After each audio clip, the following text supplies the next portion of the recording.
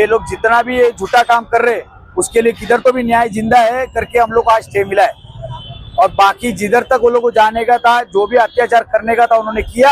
और हमारा जो लड़ाई है अभी तक भी चालू है और आगे भी चलता रहेगा। हम सिर्फ न्याय के लिए लड़ रहा है। जिस दिन भी हमारा खिलाफ कुछ भी है ऐसा लगा कि भाई ये लोग गलत है और सामने से अगर ऑर्डर आता है कि भाई खाली करना है तो हम हमारे हाथ से खाली करेंगे। हम तो पहले भी बोल रहे हैं, आज भी बोल रहे हैं, लेकिन अभी भी हम बता रहे हैं कि ये आदिवासी लैंड नहीं है। ये अभी कन्वेंस स्ट्रीट अभी भी 2026 का भी हमने सर्च रिपोर्ट निकाला है, उसमें भी पुष्प रियलिटी के नाम पे है। इसका मतलब आदिवासी लैंड नहीं है। ये आप लोग का वहम है। ये सिर्फ गुमराह कर रहे हैं पब्लिक को कि आदिवासी लैंड है करके। आप ये बात समझो और ये मीडिया वाले आप लोग उसको फॉरवर्ड करो। ये गलत जो भी है और इसमें सब पॉलिटिकल वाले इन्वॉल्व है, गवर्नमेंट ऑफिशियल्स ऊपर से नीचे तक। और इतना पैसा और इतना घाई, अरे तुम हमको टाइम भी नहीं दे रहे और प्रशासन का यूज नहीं, कुछ नहीं ना। हमको तुम उसका थोड़ा भाई 15 दिन का नोटिस, कुछ भी नहीं।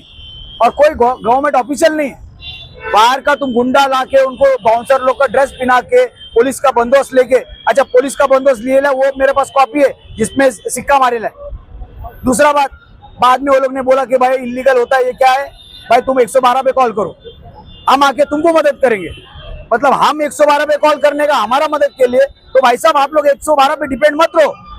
112 पे आएगा तो दूसरे का भी मदद करने वाला है, तो सामने वाले का।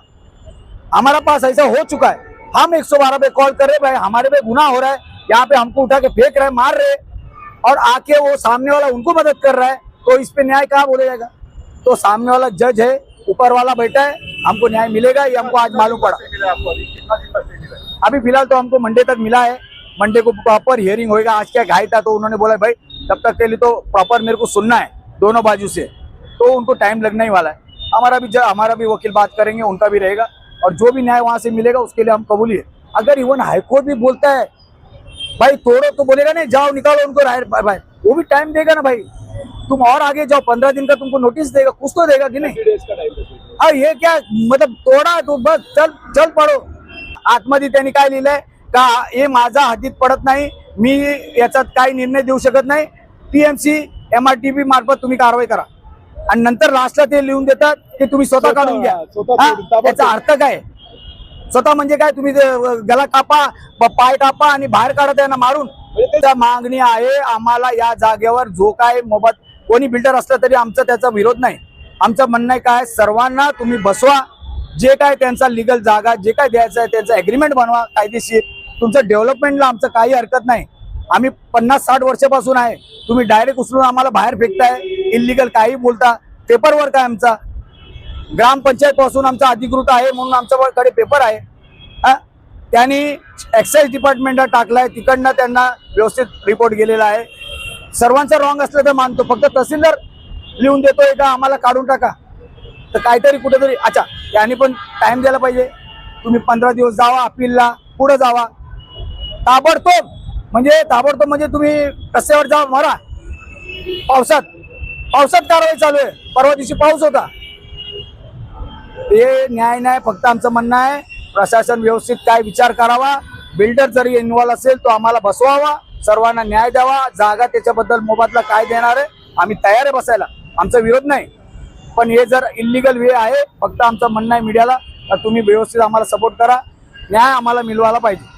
आता हायकोर्टाचा डिसिजन सोमवारी होईल, चांगला होईल आणि ते व्यवस्थित विचार करून देतील, आमचा अपेक्षा आहे त्याच्या। नमस्कार, माझं नाव हरीश गणेशजी रबारी आहे। 5 तारीख ऑगस्ट सकाळी 10 वाजता इथे आमची दुकाने आहे सर्व, आम्ही सर्व 60-70 वर्ष जुने लोक आहात। ओके, सकाळी 10 वाजता प्रायव्हेट बाउन्सर आणि पोकलेन आम्हाला नोटीस न देता येऊन इथे अतिक्रमण करायला सुरू केला। जेव्हा आम्ही त्यांचा विरोध केला की बाई तुम्ही कोण आहे, कुठून आले, मग ते बोलले की आम्ही प्रायव्हेट बिल्डरकडून आलेलो आहे। पहिल्यांदा ते कन्फेस करायला रेडी नव्हते। आम्ही लय प्रेशर केला की साहेब तुम्ही कोण आहे, कसं काय तोडता। तेव्हा ते बोलले की आम्हाला लँडलॉर्डनी बोलवलं आहे, आम्हाला बिल्डरनी बोलवलं आहे, आणि येऊन डायरेक्टली आमचे दुकानं तोडायला लागले। याच्यामध्ये पोलीसला आम्ही लोक फोन केला 112ला, कोणी इथे कोण बरोबर आले नाही। 5 ते 6 नंतर फोन करून ते आले आणि ते उभं राहिले, पण आमची कारवाई कोणी काय थांबवली नाही। त्यांच्याकडे काय ऑर्डर नाही, काहीच नाही, डायरेक्ट येऊन ते अतिक्रमण करायला लागलं। सांगतो की आम्हाला नोटीसच ना भेटले. ओके, आता काय झालं आहे, त्यांचं काय म्हणणं आहे की आम्हाला तहसीलदारने ऑर्डर दिलेला आहे. पहिली गोष्ट, पावसामध्ये कारवाई होत नाही. आणि सेकंड गोष्ट, तहसीलदारच्या आदेशामुळे तहसीलदारला कुठली पण राईट्स नाही आहे की तुम्ही डायरेक्टली येऊन डिमॉलिश करायला. हे मॅटर कोर्टामध्ये पण ऑलरेडी आहे केलेलं आहे, आताच आम्ही पोट केलेलं आहे समजा.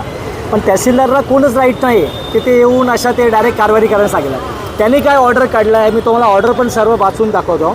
त्यांनी काय ऑर्डर सांगितलं आहे की जे मालक असेल, लँडलॉर्ड जे जुना आहे, त्यांनी 2008मध्ये जागा विकलेली आहे, कन्व्हिनियन्स डीड आहे, सेल ॲग्रीमेंट कन्व्हिनियन्स डीड आहे.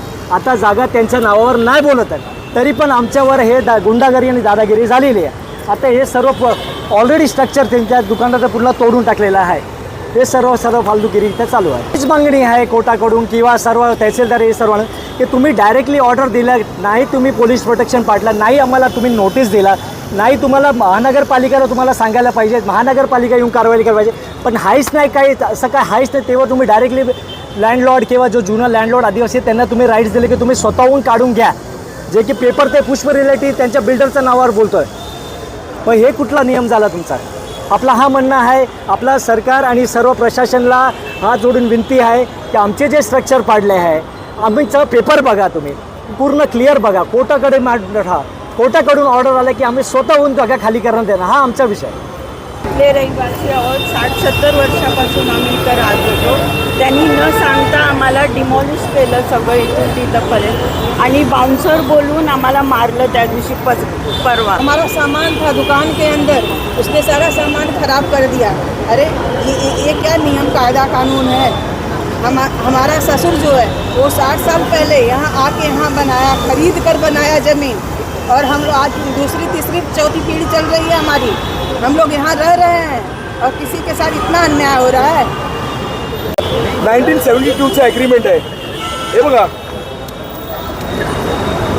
1972चं ॲग्रीमेंट आहे आणि मागची जागा घेतली आहे त्याचे पण पेपर आहेत हे बघा 96ला. आणि बिल्डिंगची परमिशन पण आहे, ती बघा मागची बिल्डिंग आहे ती पुरी सर्व ही बघा परमिशन. ग्रामपंचायत पासून बसलेले आम्ही लोक. ग्रामपंचायत काय बोलतात ते इंग्लिश वर्ड एन्क्रोचमेंट बोलतात ना ते लोक. अनलिगल आहे ना, ते अनलिगल नाही. आणि तहसीलदारनी सगळं मॅनेज झालेलं आहे तहसीलदार. आणि ठाण्यामध्ये मराठी माणसांनी त्याची ऐपत आहे तोच राहू शकतो असा बोललेत. म्हणजे एवढं आम्ही म्हणजे आमचं हे काय आम्ही राहायचं नाही मराठी माणसांनी ठाण्यामध्ये, हे असं झालंय आता.